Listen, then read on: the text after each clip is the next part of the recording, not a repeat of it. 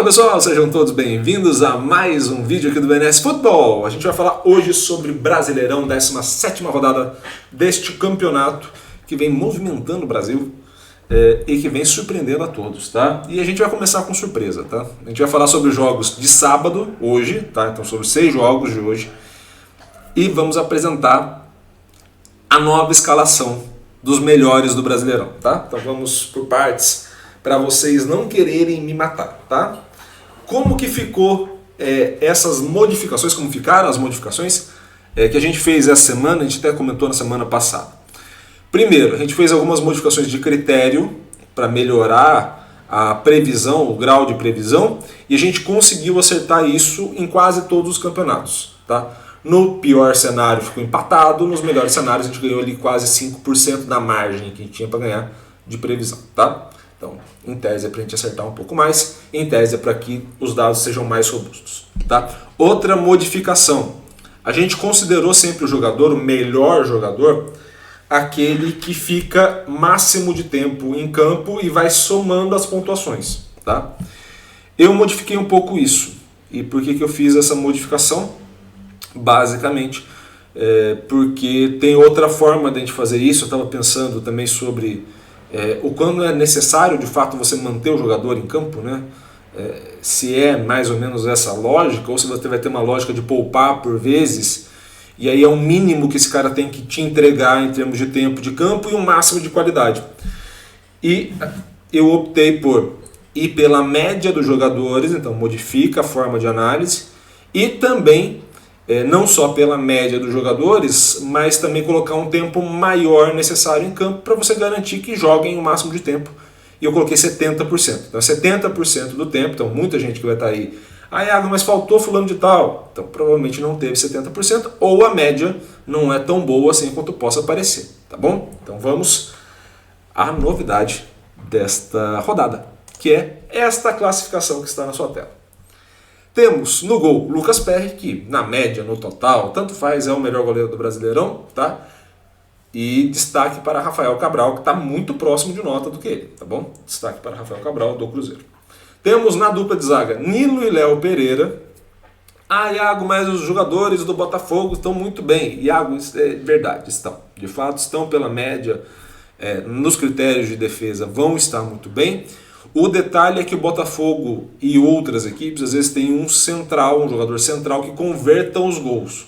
Então, no caso, por exemplo, o Tiquinho Soares é o jogador que converte os gols do Botafogo, grande parte dos gols do Botafogo. O que acontece, não estou comparando o modelo de jogo, mas só a característica da conversão, acontece muito com o Haaland no City. Você olha para a zaga, os melhores zagueiros da Premier League, por exemplo, você não vai encontrar zagueiros do Manchester City, por nota. Por quê?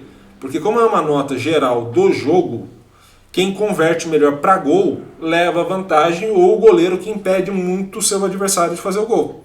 Então o Botafogo ele vai muito bem nesses critérios gerais com o Perry e com o Tiquinho, aqui na defesa e lá no ataque, tá? Então essa parte dos zagueiros, o que diferencia o Nino e o Léo Pereira? A possibilidade que a gente tem de uma bola aérea dele converter para gol, tá? O Adrielson fez até o gol agora contra o Santos, mas ainda não fez tanto quanto os dois, relativo às possibilidades que tinha. Laterais, tínhamos já o Maguinho e passamos a ter o Bruno Melo, também do Goiás. O Goiás fez uma boa partida contra o Cruzeiro, passamos a ter o Bruno Melo e também uma queda do Ayrton Lucas. Tá? O Ayrton Lucas não foi bem nesse final de semana e aí apresenta uma queda de nota, o que gerou essa ascensão do Bruno Melo. O Ayrton Lucas de fato tem a porcentagem necessária, mas por nota, por média, o Bruno Melo foi melhor. No meio campo temos aí talvez a primeira grande polêmica, que é o Jair do Vasco. Iago do céu, mas o Vasco é o lanterna. Eu sei, gente, mas pensem que pro Vasco, o grande jogador do Vasco da temporada é o Jair. Então ele está jogando muito bem, o redor dele está jogando muito mal, tá? Então assim, pensem nessa questão. Ele vai bem, pelo menos nos critérios, o restante vai mal. Então você tem um jogador que vai bem, que não é o cara que converte para gol, que não é o cara que impede os gols, não é um cara muito decisivo, mas no meio campo acontece esse tipo de coisa, tá bom? É um cara que desarma bem, é um cara que recupera bem, é um cara que passa bem, finaliza bem, é um jogador muito interessante. E se o Vasco vier a cair, é um jogador que provavelmente estará no mercado indo para bons clubes na próxima temporada. Palmeiras com Gabriel Menino e o Lima com o Fluminense. O que aconteceu nessa questão das médias? Quem finaliza e converte mais passou a estar um pouco mais à frente, tá? Isso é normal. Então a gente vai conseguir ver esses jogadores que recuperam, finalizam, são mais completos, entre aspas, mais à frente, tá bom? O trio de ataque manteve o mesmo, Sacha, Roger Guedes e Tiquinho Soares, beleza? Com um ponto importante, o Robson do Coritiba está vindo muito bem, tá? Deixar isso claro aqui também como registro. Vamos aos jogos do Brasileirão. A gente vai passar primeiro por essa tela para a gente entender o grau de favoritismo de cada um em diferentes cenários. Então, o grau de favoritismo do Fluminense referente ao Santos é grande, tá? Então, é o favorito de fato para ganhar nesse sábado o Fluminense em relação ao Santos, seja por estilo de jogo ou por mando de campo.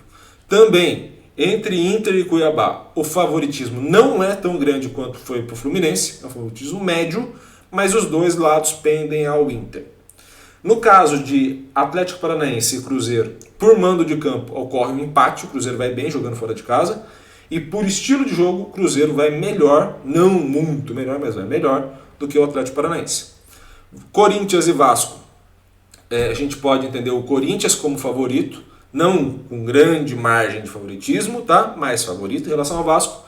E Fortaleza e Red Bull Bragantino, Fortaleza favorito enquanto a mando, Red Bull favorito enquanto a estilo, mas não é um grande favoritismo de nenhum dos dois lados, tá? Favoritismo médio aí, bem menor, por exemplo, que Fluminense e Santos, tá? E jogos de domingo, aí do final de sábado, início de domingo, temos aí o favoritismo de mando e estilo para o Atlético Mineiro, pouco, tá? Temos aí um favoritismo para o São Paulo muito grande de mando e médio, tá, relacionado ao estilo. Já entre América e Palmeiras, favoritismo de mando e estilo mediano para o Palmeiras, tá, favoritismo para a equipe fora de casa. Botafogo e Coritiba, favoritismo grandíssimo para o Botafogo por mando de jogo e mediano no estilo, tá? Entre Goiás e Grêmio, a tendência é de empate nas duas equipes, tá? Vamos passar pelos 6 jogos rapidamente, só para a gente entender como tende a ser os jogos, e a gente já finaliza, beleza? Por mando de campo, o que a gente consegue ver nos estilos das equipes? É um Fluminense dominador que converte mais contra o Santos, que tem muita dificuldade. Onde vai estar o grande ponto do Santos? No gol, tá? Depende muito do João Paulo ou do Vladimir, dependendo de quem vai jogar, mas depende muito desses jogadores para conseguir algo, e um empate para o Santos já seria magnífico, tá? Porque é um Fluminense que tende a criar muitas chances, tende a converter e principalmente ficar muito naquele controle de posse de bola que é a característica do Fernando Diniz, beleza? Inter e Cuiabá, um Inter que com posse de bola é um pouco mais equilibrado, tá? E que tem muita dificuldade, ambas as equipes têm dificuldade na conversão, geram finalizações, mas não converte tanto quanto poderiam. E isso é um grande problema para a equipe do Inter, porque jogando em casa, em tese, era para estar mais avançado esse nível aí de finalização e de conversão. Acontece isso com o Inter e também com o Cruzeiro, que a gente vai ver na sequência, tá? Não jogando fora, mas jogando em casa. São equipes que criam até relativamente bem, mas acabam não conseguindo converter para gol. Já no confronto entre Cap e Cruzeiro, temos aí um empate técnico no overall e um jogo muito equilibrado. Então você tem ali uma posse de bola muito equilibrada entre as duas equipes, você tem ali uma progressão muito equilibrada, mas você passa a ter um Cap que finaliza um pouquinho a mais e um Cruzeiro que converte um pouco a mais. Então fica ali muito parelho as duas situações. Onde eu acho que vai estar o grande ponto de desequilíbrio desses jogos, tá? Desse jogo especificamente. Você vai ter um ponto de desequilíbrio entre o Bento e o Rafael. Tá? São dois grandes goleiros e ali, em equipes que criam um bom número de finalizações, eles vão ser determinantes nessa rodada, nesse confronto diretamente entre Atlético Paranaense e Cruzeiro. Então, um jogo equilibradíssimo. Tá? Outro jogo equilibrado, mas para baixo, né? Temos um Corinthians e Vasco, um Corinthians que tende a ter um pouquinho mais de posse da bola e também tende a chutar mais vezes a gol. Onde está o grande ponto do Corinthians? A gente falou isso também no vídeo da Copa do Brasil. Está justamente na capacidade de converter para gol. Tá? O Corinthians tem dificuldade em converter as chances. Tá? Se a gente for pelo jogo contra o São Paulo, qual é o grande ponto que a gente vai ter? a gente vai ter um cenário se vai ou não jogar o Renato Augusto, que é um jogador que modifica completamente essa equipe. Tá? Então, se a gente for olhar o Renato Augusto jogando, as coisas tendem a melhorar. Se a gente não for observar o Renato Augusto jogando nesse sábado, as coisas tendem a manter nessa média que está aí, e aí é um jogo mais parelho, onde as duas equipes têm dificuldade de conversão e dificuldade de se proteger. Então, um jogo com uma qualidade um pouquinho mais para baixo, mais vantagem do Corinthians. Tá? Fortaleza e Red Bull, vantagem de mando de campo para o Fortaleza. Temos um Red Bull até com mais posse da bola, não muito mais, mas um pouquinho a mais, mas um Fortaleza mais decisivo e tende a converter melhor as situações de finalização e de gol. Beleza?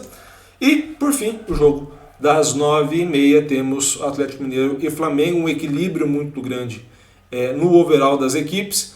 O detalhe é, o Atlético Mineiro tende a dominar no sentido de ter mais ações, mais finalizações, inclusive, converter mais as situações de passe para chute. O grande detalhe é que o Flamengo finaliza melhor. Então ele cria menos, mas quando cria com perigo. E aí você tem um equilíbrio maior. Onde eu acho que, de novo, vai estar a grande diferença aí. Nos goleiros e no sistema defensivo como todo, mas principalmente nas ações dos goleiros, de Atlético e Flamengo. Tá? Se o goleiro do Atlético for muito bem, essa taxa de conversão para gol diminui. Se o goleiro do Flamengo for muito bem, essa taxa de conversão que já é baixa do Atlético vai quase para zero. E aí você tem um jogo onde o Flamengo passa a ser um pouquinho mais favorito. Então assim, vai depender muito da atuação dos goleiros, porque de jogo em si, em tese, é equilibrado. Tá? Mas lembrando que o Atlético Mineiro tem dificuldades, principalmente com equipes do estilo do Flamengo, e tem encontrado muita dificuldade com o Felipão nesse início de trabalho. Beleza? Espero muito que vocês tenham gostado desse vídeo. Gostou, curta, comente, compartilhe esse vídeo com o máximo possível de gente. E é claro, se inscreva no canal e ative o sininho para receber todas as notificações. Um grande abraço a todos, obrigado pelo carinho, pela audiência e valeu!